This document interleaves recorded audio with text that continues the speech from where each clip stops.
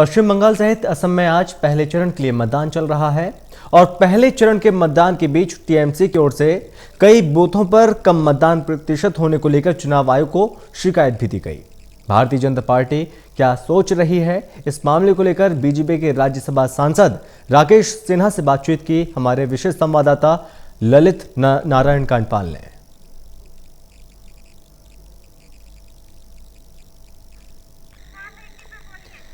और इसी बीच हम आपको सुनाएंगे, लेकिन आपको बता दें कि पश्चिम बंगाल में और असम में यहाँ पर वोटिंग लगातार चल रही है। शाम 6 साढ़े 6 बजे तक यहाँ पर वोटिंग की प्रक्रिया ये चलती रहेगी। पश्चिम बंगाल में आज पहले चरण के लिए वोटिंग हो रही है। इस वोटिंग के दौरान टीएमसी कई शिकायतों को लेकर चुनाव आयोग पहुंची है। उसका कहना है कि कई तरह की गड़बड़ियां हो रही हैं। मेरे साथ बात करने के लिए मौजूद हैं भारतीय जनता पार्टी के राज्यसभा सांसद राकेश सिन्हा, उनसे बात करते हैं। सर, आज पहले चरण का मतदान हो रहा है, कितनी उम्मीदें हैं बंगाल से? जो लोग हिंसा और अपराध करते रहे हैं, जो लोग राजनीति को प्रशासन के द्वारा चलाते रहे हैं, अब चूंकि स्वतंत्र और निष्पक्ष चुनाव हो रहे हैं, इसलिए उन्हें तकलीफ हो रही है। टीएमसी की जो शिकायत है वास्तव में हार की सुनिश्चितता को देखते हुए उस शर्म को छिपाने के लिए अब वो खिसियानी बिल्ली खंभा नोची की तरह व्यवहार कर रहे हैं। भारतीय जनता पार्टी पश्चिम बंगाल में 2/3 बहुमत के साथ जीत रही है। प्रधानमंत्री नरेंद्र मोदी जी की सर्वसमावेशी दृष्टिकोण और भारतीय जनता पार्टी की विचारधारा दोनों ही जमीनी स्तर पर गांव, गरीब, सामान्य जन तक पहुंच चुका है। उसी का परिणाम है कि पश्चिम बंगाल में लहर है, और जो मोदी लहर भारतीय जनता पार्टी को जिता रही है वह ममता बनर्जी के लिए सुनामी की तरह है। ममता बनर्जी की तरफ से, पार्टी की तरफ से उनकी ये कहा गया है कि कई विधानसभाओं पर देखा गया है कि अब तक कम वोटिंग हुई है, जबकि वहां पर का ट्रेडिशनल जो है वो अब तक ज्यादा हो जाती थी। तो ये बड़ी अजीबोगरीब किस्म की शिकायत करने का क्या मकसद नजर आ रहा है? देखिए, मतदान अधिक हो कम हो इसकी जिम्मेदारी किसी पॉलिटिकल पार्टी की नहीं है। जनता के बीच जो ममता बनर्जी की सरकार ने, उनकी पार्टी ने बर्बरता की संस्कृति को जन्म दिया है, उसने भय और आतंक को जन्म दिया है।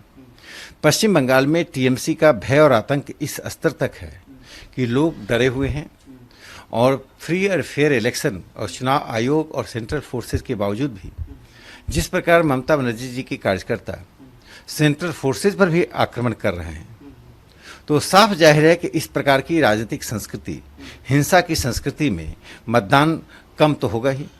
जब आप हिंसा का वातावरण पैदा करेंगे, लोगों के मन में डर और भय पैदा कर देंगे, टीएमसी चित्त भी मेरा और पट भी मेरा, इसी राजनीति को आगे बढ़ा रही है। आप प्रधानमंत्री की बांग्लादेश यात्रा को भी पश्चिम बंगाल में मतदान से जोड़कर देखा जा रहा है। माना जा रहा है कि उनकी ये जो यात्रा है मतुआ समाज के लोगों को प्रभावित कर सकती है और एक संभावना है कि भारतीय जनता पार्टी को इसका फायदा मिल सकता है। देखिए, प्रधानमंत्री देश की विदेश नीति के मुख्य प्रवक्ता होते हैं और विदेश के का कार्यक्रम तैयार होता है, उसका चुनाव से कोई संबंध नहीं होता है।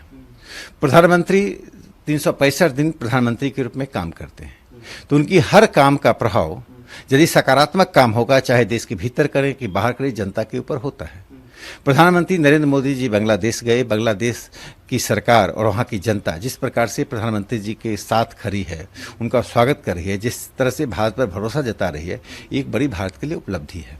इसे चुनावी राजनीति से जोड़कर देखना पश्चिम बंगाल में ममता बनर्जी जी के हारते हुए और खिसकते हुए जमीन का संकेत है। आखिरी सवाल, क्या लग रहा है अगर नतीजे भारतीय जनता पार्टी के पक्ष में आए तो क्या फिर एक बार ईवीएम वॉर देखने को मिलेगा? देखिए, विपक्ष का ये तकिया कलाम बन गया है। जब दिल्ली में भारतीय जनता पार्टी की अनपेक्षित और करारी हार होती है या महाराष्ट्र में भारतीय जनता पार्टी सरकार नहीं बना पाती है, तब तो ईवीएम का मुद्दा नहीं उठता है। लेकिन जहां पर उनकी हार होती है वहां ईवीएम मुद्दा उठता है। मुझे लगता है कि इस तरह के तुच्छ और आधारहीन बेबुनियाद राजनीतिक आरोपों से विपक्ष को बचना चाहिए। यदि उनको ईवीएम को अपने पक्ष में करना है तो ईवीएम तो सिर्फ एक माध्यम है, जनता को अपने पक्ष में करना चाहिए वे ईवीएम से लड़ रही हैं, उनको तो जनता के साथ खड़ा होना चाहिए, जन पक्षधर होना चाहिए, जनतांत्रिक मूल्यों के साथ खड़ा होना चाहिए, तभी वे जनता का विश्वास ले पाएंगे जो ईवीएम में दिखेगा। भारतीय जनता पार्टी का नेतृत्व, विचारधारा और संगठन तीनों ने जनता का विश्वास लूटा है और उस विश्वास का प्रकटीकरण ईवीएम के द्वारा होता है। हमसे बात करने के लिए बहुत बहुत शुक्रिया। तो एक और जहां परिवर्तन का नारा है, वहीं दूसरी ओर अब की बार 200 पार का नारा है। देखना होगा जनता किस तरफ आगे बढ़ती है। कैमरा पर्सन मनोज कोहली के साथ ललित नारायण कांडपाल, टोटल न्यूज़, दिल्ली।